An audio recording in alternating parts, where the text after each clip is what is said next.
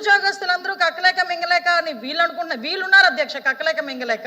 కానీ ప్రభుత్వ ఉద్యోగస్తులందరూ ఈరోజు గుండెల మీద చేసుకొని 1వ తారీఖు కల్లా మేము పనిచేసిన ప్రభుత్వ ఉద్యోగానికి 1వ తారీఖు జీతాలు పడుతున్నాయని చెప్పి చాలా హ్యాపీ ఫీల్ అయ్యారు. ఈ రోజుకి కూడా అన్ని డిపార్ట్మెంట్లోని డిఏలు కూడా మేము ఇచ్చున్నాము. వీళ్ళు ఏంటంటే వీళ్ళ అత్యాశ ఏంటంటే వీళ్ళు 5 సంవత్సరాలు కనీసం డిఏలు కూడా ఇవ్వలేదు. ఈ 5 నెలలకి వీళ్ళు పిఆర్సీలు అడుగుతా ఉంటే నవ్వు వస్తుంది అధ్యక్ష. ఆ విషయాన్ని సభ దృష్టికి తీసుకొస్తున్నాను అధ్యక్ష.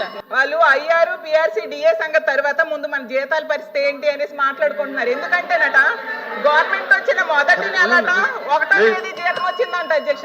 2వ నెలట 2వ తేదీ వచ్చిందట బడ్జెట్ గురించి మాట్లాడండి అధ్యక్ష. మరి డబ్బులు 3వ నెల 3వ తేదీని వచ్చిందట. 4వ తేదీని 5వ నెల 5వ తేదీని జీతం ఇచ్చారంట అధ్యక్ష.